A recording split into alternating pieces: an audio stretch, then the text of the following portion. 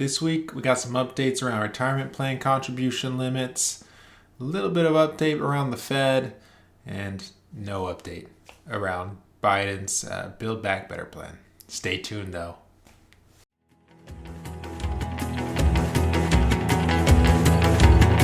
A few quick updates for you this week.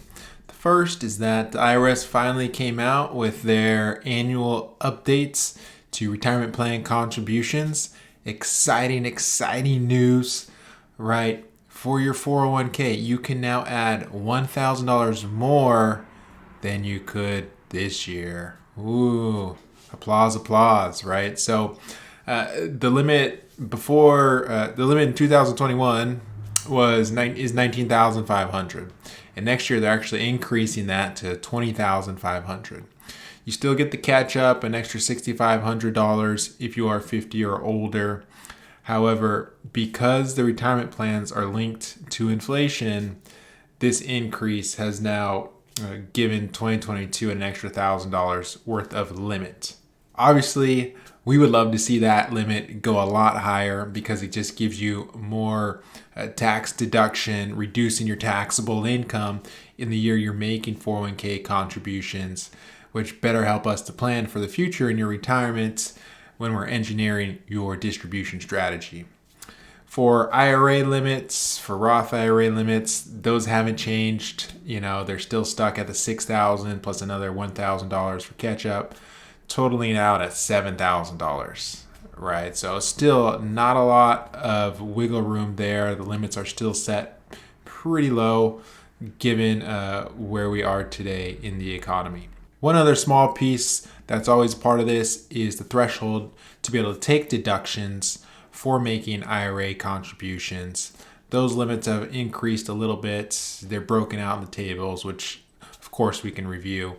However, they didn't move a whole lot in relation to where they've been in the past. So no big major updates around that other than it looks like next year in 2022, you'll be able to add $1,000 more to your 401k if that was the case. So going forward, I've talked to a few clients about this strategy, and it's one strategy we're particularly excited about, right? The idea of being able to leverage Roth contributions, whether it's Roth conversions or backdoor Roth contributions, right? This is one of the tools that we have in our financial advisor tool chest to help you smooth out the tax planning for you in retirement, to lower your taxes, to get more bang for your buck in the years you're working, and be able to retire more comfortably because you have more money in your pocket.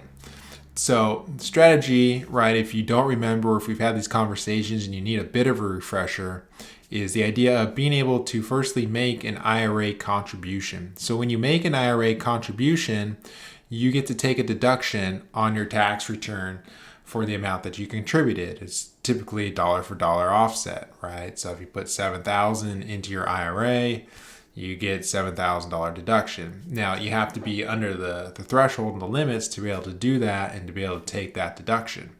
So for those of you who are above the threshold, right, you don't have the opportunity to take the deduction. And so what we typically say or advise at that point is if you have some extra savings and you want to get some money off of your taxable side, like for example, if you have a brokerage account, if you have a trust account, using those monies to make these they're called backdoor Roth contributions, to get them in this tax-free shelter of a Roth IRA, it helps for future taxes, right? So firstly, if you make an IRA contribution and you're above the threshold, the limit, you can't take that deduction, right? So instead, what you can do is take that money that you made to the IRA. It's known as a non-deductible contribution, so you don't get the credit for it this year. However, you can convert it into a Roth IRA. And when you convert it into a Roth IRA,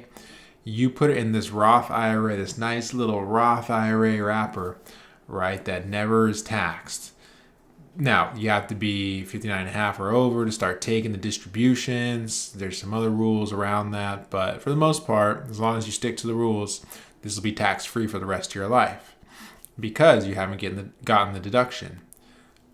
But same token, if you're above the limits, you can't make an IRA contribution.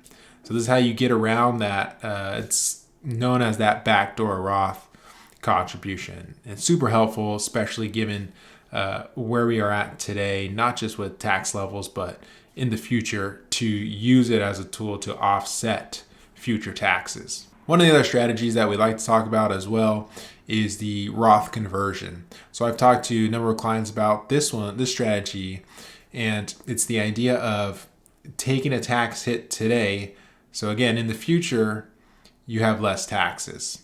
And that may seem counterintuitive, but think about when we plan with you, or when we're taking you through the idea of planning way out into the future, right? We're not just planning for this year or today. We want to make sure that when we're looking out ahead, we're keeping future taxes in mind. And so a Roth conversion is the idea of taking money from your IRA and putting it into that Roth IRA structure, right? But with the IRA, you've already gotten a deduction for that. So the IRS says, hey, wait, time out. You have to get taxed on that money. Since you already got a deduction, now you're taking that money out. You need to be taxed on it. Well, if you don't need the money yet, we can take that money and put it right into a Roth IRA via conversion, and then it's sitting again in this nice little Roth IRA wrapper so that it's never taxed again. And again, this gives us a lot more flexibility in the future to be able to take distributions when you have maybe a big medical event and we don't want to blow up your taxes, or if you're doing some kind of big purchase and you don't want to realize more taxes through IRA distributions. So there's a lot more to it than just simply, I'm going to make a contribution, I'm going to get a deduction, or all I'm worried about is this year's taxes. We want to make sure that we're looking beyond just this year, because taxes are never going away, and the IRS is always going to want to get some version of their money on that money that you've earned, aka taxes. If you saw my video last week, I went through an overview of the Democrats' plan that they're really trying to get pushed through at this point.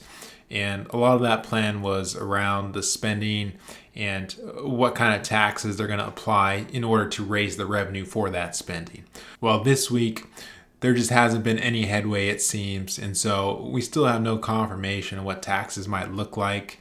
A lot of those ideas that I mentioned are still on the table. However, no update there. This week, we got some interesting news from the Fed Chair Jerome Powell. He came out and basically said, hey, we're still worried temporarily about this inflation, ticking upwards up to 6%, mostly around the energy sector, which I've talked about in previous videos as well. But they came out and basically said they're still looking to stop the bond buyback program that they've been on midway through 2022 to next year.